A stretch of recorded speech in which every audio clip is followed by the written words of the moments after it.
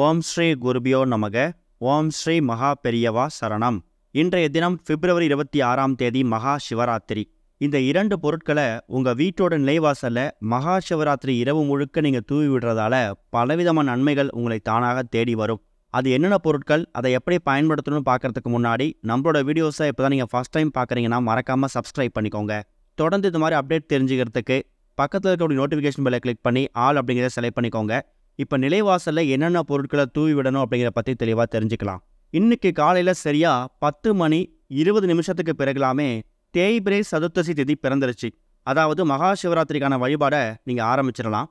மதியம் 12 மணிலேருந்து 1:30 மணி வரைக்கும் நேரம் ராகு காலம். அந்த நேரத்தில் உங்களுக்கான இறை வழிபாட்டுக்கான நேரத்தை நீங்கள் ஒதுக்க வேணாம். சரியாக மாலை ஒரு 6 மணிக்கு மேலே எல்லாமே உங்கள் வீடு பக்கத்தில் இருக்கக்கூடிய சிவன் கோவில்களில் மகா சிவராத்திரிக்கான 4 கால பூஜைகளை ஆரம்பிச்சிடுவாங்க.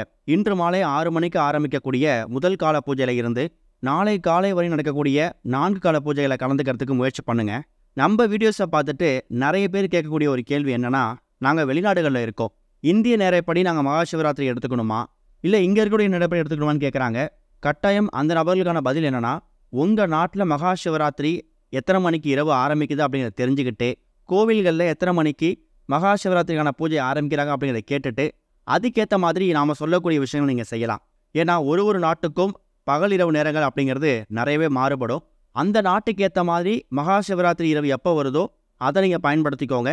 இந்திய நேரப்படி தான் பயன்படுத்தணும் அப்படிங்கிற கட்டாயம் கிடையாது. மாலை 6 மணிக்கு ஆரம்பிக்கக்கூடிய முதல் கால பூஜையில் கூடுமான அளவுக்கு பக்தர்கள் நிரம்பி வழிவாங்க. ஏன்னா ஆஃபீஸ் போயிட்டு வேலையை முடிச்சுட்டு வந்து கூடுமான அளவுக்கு பக்தர்கள் அந்த நேரத்தில் தான் கோவிலுக்கு போவாங்க. 2ஆம் கால பூஜையில் கொஞ்சம் கூட்டம் கம்மியாக இருக்கும். ஆனால் இந்த 3ஆம் கால பூஜை இருக்குல்ல, நள்ளிரவு 12 மணிலேருந்து விடியற் காலை 3 மணி வரைக்கும் இந்த நேரத்தில் கோவிலில் கூட்டம் நிரம்பி வழியும். ஏன்னா இந்த 3ஆம் கால பூஜை அப்படிங்கிறது ரொம்ப ரொம்ப முக்கியமான ஒரு நேரமாக, அதாவது நிஷித கால பூஜைன்னு சொல்லுவாங்க. பார்வதி தேவியார் தன்னோட வரங்களை பெறுவதற்காக சிவபெருமான மகா சிவராத்திரியில் இந்த 3ஆம் கால பூஜையில் தான் விரதம் இருந்திருக்காங்க. அதுலேயும் இந்த 50 நிமிஷம்னு சொல்லுவாங்க. அது என்னன்னா, 12 மணிக்கு ஆரம்பிக்கக்கூடிய 3ஆம் கால பூஜையில் சரியா 12 மணி 9 நிமிஷத்துல இருந்து 12 மணி 59 நிமிஷம் வரை இருக்கக்கூடிய இந்த 50 நிமிடங்கள் இருக்குல்ல, இதை பொற்கால மாதிரி. இந்த நேரத்தில் சிவபெருமான் கிட்ட நீங்கள் என்ன கேட்குறீங்களோ அதை கொஞ்சம் கூட யோசிக்காம உங்களுக்கு கொடுத்துருவாரு. அதனால் மற்ற நேரங்களில் என்னால் கண் விழித்து மகா சிவராத்திரிக்கான பூஜை செய்ய முடியலை, கண் விழித்து 4 கால பூஜைகளில் கலந்துக்க முடியல அப்படிங்கிறவங்களுக்கு மாற்று வழியாக 3ஆம் கால பூஜையில் வரக்கூடிய இந்த 50 நிமிடத்துலையாவது நீங்கள் மகா சிவராத்திரி அன்னைக்கு கோவிலில் இருக்கிற மாதிரி பார்த்துக்கோங்க. அதுவே பெரிய புண்ணியம்தான். கூடுமான அளவுக்கு உங்கள் கையால் ஒரு 5 நபர்களுக்கோ 10 நபர்களுக்கோ மகா சிவராத்திரி தினத்தில் தானம் பண்ணுறதுக்கு முயற்சி பண்ணுங்கள். தானம் அப்படின்னா பொருள் தானம் கிடையாது, கூடுமான அளவுக்கு உணவு, அன்னதானம். கோவிலில் கண்விழித்து பக்தர்கள் காத்திருப்பாங்கள்ல, விடிய விடிய 4 கால பூஜையில் கலந்துக்கிறதுக்காக பக்தர்கள் கோவிலில் உட்காந்துருப்பாங்க. அதில் எல்லாருக்கும் கொடுக்குங்கிற கட்டாயம் கூட கிடையாது. ஒரு 5 நபர்லேருந்து 10 நபர்கள் வரைக்கும் எவ்வளோ பேர் பசியால் கூட மறந்து உட்காந்துருக்கலாம். அப்படிப்பட்ட நபர்களுக்கு சுண்டலோ கேசரியோ மோரோ பானகமோ உங்களால் என்ன முடியுதோ அதை கொடுங்க. அது பெரிய புண்ணியத்தை உங்களுக்கு கொண்டு வந்து சேர்த்துடும். இது எல்லாமே மகா சிவராத்திரி அன்னைக்கு 4 கால பூஜைகளில் இரவு நேரத்தில் கோவிலில் செய்யக்கூடிய வழிபாடு. அதே அளவுக்கு உங்கள் வீட்டில் சில புண்ணிய விஷயங்கள் நீங்கள் சேர்க்கணும், நல்லதை ஏற்படுத்தணும் அப்படிங்கும்போது அதுக்கு இப்போ நாம் சொல்லக்கூடிய இந்த ஒரு வழிபாட்டை பயன்படுத்திக்கோங்க. இந்த வழிபாட்டுக்கு நீங்கள் 2 முக்கியமான பொருளை பயன்படுத்த போகிறீங்க. இந்த 2 முக்கியமான பொருளை உங்கள் வீட்டோட நிலைவாசலில் மகா சிவராத்திரி இரவு முழுக்க நீங்கள் தூவி விட போகிறீங்க. ஒருவேளை நீங்கள் 4 கால பூஜைகளை கலந்துக்கிறதுக்காக கோவிலுக்கு போனாலும் சரி, இல்லை 4 கால பூஜைகளில் கலந்துக்கல, விடிய விடிய வீட்டில் கண் விழிக்க போகிறோம், இல்லை கண் விழிக்க முடியாது, மாலை பூஜையை முடிச்சுட்டு எப்பவும் கூட அடுத்த வேலையை தான் பார்க்க போகிறோம் அப்படிங்கிறவங்களுக்கும் சரி, யாராக இருந்தாலும் எல்லோருக்கும் இந்த நிலைவாசல் பரிகாரம் அப்படிங்கிறது ஒரே மாதிரி தான்.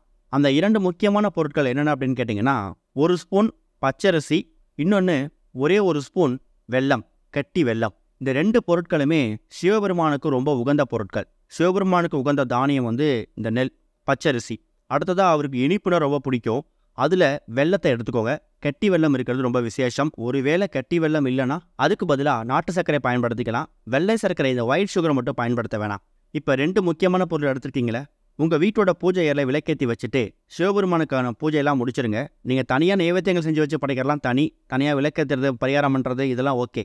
அது இல்லாமல் சின்னதாக கிண்ணத்துலையோ ஒரு மண் அகல் விளக்குலையோ கொஞ்சமாக பச்சரிசியையும் இன்னொரு கிண்ணத்தில் கொஞ்சமாக கட்டி வெல்லம் அப்படின்னா நாட்டு சர்க்கரையும் எடுத்து வச்சுட்டு சிவபெருமானுடைய பூஜை பண்ணிவிடுங்க. பூஜையை முடிச்சுட்டு உங்கள் வீட்டில் விளக்கேறிய நேரம் வரைக்கும் அந்த 2 பொருட்களும் பூஜையில் இருக்கட்டும். விளக்கெல்லாம் குளிர வச்சுட்டு அந்த பச்சரிசியையும் இன்னொரு பக்கம் அந்த கட்டி வெல்லம் இல்லை நாட்டு சர்க்கரை எடுத்து வச்சுருப்பீங்கள, அந்த 2 பொருட்களையும் கொஞ்சமாக மிக்சியில் போட்டு கொஞ்சம் பொடி பண்ணி உங்கள் வீட்டோட நிலைவாசல் பகுதினா வீட்டுக்கு உள்பக்கம் இல்லை, வெளிப்பக்கம், எங்கே உங்கள் வீட்டில் நிலைவாசலுக்கு தீபம் ஏற்றுவீங்களோ அந்த இடத்துல நீங்கள் இந்த பச்சரிசியை பொடி செய்து அது கூட கொஞ்சமாக வெல்லமோ நாட்டு சர்க்கரையோ சேர்த்து பொடி செய்து வச்சுருப்பீங்கள்ல, இதை வெளிப்பக்கமாக தூவி விட்டுறணும். தூவி விட்டுட்டு நீங்கள் கோவிலுக்கு விடிய விடிய கண்விழிக்க மகாசிவராத்திரிக்கு போனாலும் சரி, இல்லை வீட்டிலே கண்விழித்தாலும் சரி, இல்லை கண்விழிக்க முடியல பூஜையை முடிச்சுட்டு உறங்க போகிறோம் அப்படின்னாலும் சரி, நீங்கள் தாராளமாக தூவி விட்டுட்டு உங்களோட அடுத்த வேலையை நீங்கள் பார்க்கலாம். காலையில் தூங்கி எழுந்து பார்த்தீங்கன்னா நீங்கள் வாசலில் தூவி வைத்திருக்கக்கூடிய அந்த பொருட்களை குறைந்தது ஒரு 50லேருந்து ஒரு 100 எறும்புகளாவது எறும்புகளாவது அதை சாப்பிட்ருக்கும். ஒருவேளை கோவிலுக்கு போயிருந்தீங்கன்னா கோவிலுக்கு போயிட்டு வந்து பார்க்கும்போது நீங்கள் தூவி விட்டுட்டு போயிருக்கக்கூடிய அந்த பொருட்களை எறும்புகள் சாப்பிட்ருக்கும். அது மூலயமா மகா சிவராத்திரி அன்னைக்கு விடிய விடிய கிட்டத்தட்ட ஒரு 100லேருந்து 200 ஜீவராசிகளுக்கு மகா சிவராத்திரி தினத்தில் வயிறார உணவளித்த புண்ணிய பலன் உங்களை வந்து சேரும். அது மூலயமா சிவபெருமானோட கடாட்சம் உங்கள் வீட்டுக்குள்ளே பரிபூர்ணமாக இருக்கும். அதுக்கப்புறம் என்ன, உங்கள் வீட்டுக்குள்ளே சிவ கடாட்சம் வந்துட்டாலே எதுக்கும் பஞ்சம் இருக்காது. நீங்கள் என்ன கேட்குறீங்களோ அதை சிவபெருமான் உங்களுக்கு வாரி வழங்கிடுவார். பார்க்கறதுக்கு ரொம்ப ரொம்ப எளிமையான விஷயம் மாதிரி தெரியும். நாங்கள் கோவிலுக்கு எடுத்துகிட்டு போகிறோம், கோவிலுக்கு போயிட்டு ஒரு 10 பேருக்கு சுண்டலோ கேசரியோ மோரோ கொடுக்க போகிறோம் அப்படின்னா அதை நீங்கள் தாராளமாக கொடுங்க. அது இல்லாமல் இந்த எறும்புகள் மாதிரி ஜீவராசிகளுக்கு யாருமே பெருசாக உணவு கொடுக்க முடியாது. அப்படிப்பட்ட வாயில்லா ஜீவன்கள் நம்மக்கிட்ட வந்து கேட்கவும் முடியாது. அப்படிப்பட்ட ஜீவன்களுக்கு மகா சிவராத்திரி அன்னைக்கு விடிய விடிய அந்த 4 கால பூஜைகள் நடக்கக்கூடிய அந்த நேரத்தில் நீங்கள் உங்கள் வீட்டில் வாயில்லா ஜீவன்களுக்கு அளிக்கக்கூடிய இந்த உணவு தானம் இருக்குல்ல, அது எவ்வளோ விசேஷம் தெரியுமா? பல நன்மைகளை பல புண்ணியங்களை உங்கள் குடும்பத்துக்கு வந்து சேர்க்கும். உங்கள் குடும்பம் உங்கள் தலைமுறைன்னு சொல்லி எல்லாருமே இதுவரைக்கும் தெரிந்தோ தெரியாமலோ செய்திருக்கக்கூடிய சகல விதமான பாவங்களுக்கு நிவர்த்தி கிடைக்கும். சிவபெருமானோட பார்வை நேரடியாக உங்கள் குடும்பத்து மேலே விழும். இந்த பச்சரிசியும் வெல்லமோ நாட்டு சர்க்கரையும் ரொம்ப எளிதாக உங்கள் வீட்டில் தினமும் இருக்கக்கூடிய பொருட்கள் தான். ரொம்ப அதிகமாக கூட பயன்படுத்தணும் அவசியம் இல்லை. 1 ஸ்பூன் இல்லை ஒரு 1/2 ஸ்பூன் பயன்படுத்திக்கோங்களேன். வீட்டோட நிலைவாசலை தூவி விட்டுட்டு மறுநாள் காலையில் பார்த்தீங்கன்னா அந்த எறும்புகள் சாப்பிட்ருக்கும். அதுக்கப்புறமா நீங்கள் அதை அங்கேயே வச்சிருக்கிற அவசியம் இல்லை. அதை நீங்கள் பெருக்கி சுத்தப்படுத்தி க்ளீன் பண்ணிக்கலாம். ஆனால் மகா சிவராத்திரியில் இந்த 4 கால பூஜைகள் ஆரம்பித்து குறைந்தது ஒரு 8-9 மணிக்காவது இந்த 2 பொருட்களையும் நிலைவாசலில் தூவி விடுற மாதிரி பார்த்துக்கோங்க. மறுநாள் 4 கால பூஜைகள்லாம் முடிஞ்சு ஒரு 6 மணிக்கு, அதாவது பிப்ரவரி 27ஆம் தேதி காலை 6 மணிக்கெல்லாமே 4 கால பூஜைகள் முடிஞ்சு பக்தர்கள் வீட்டுக்கு வந்துடுவாங்க. அப்படி வரக்கூடிய அந்த நேரத்தில் நீங்கள் வந்து பார்த்தீங்கன்னா அந்த எறும்புகள் அதை சாப்பிட்ருக்கும். இது இல்லாமல் வாயிலா ஜீவன்களாக இருக்கக்கூடிய பசுமாட்டுக்கு, நாய்க்கு, காகத்துக்கு, இந்த மாதிரி ஜீவராசிகளுக்கும் உணவளிக்கிறதும் உங்கள் தனிப்பட்ட விருப்பம் தான். இப்படி தேடி திருப்பி உணவளிக்கிறத விட நீங்கள் வைத்திருக்கக்கூடிய பொருளை தானாக தேடி வந்து சாப்பிடக்கூடிய அந்த எறும்புகளுக்கு வைங்க. கட்டாயம் நல்ல முன்னேற்றம் ஏற்படும். ஓம் ஸ்ரீ குருபியோ நமக. ஓம் ஸ்ரீ மகா பெரியவா சரணம்.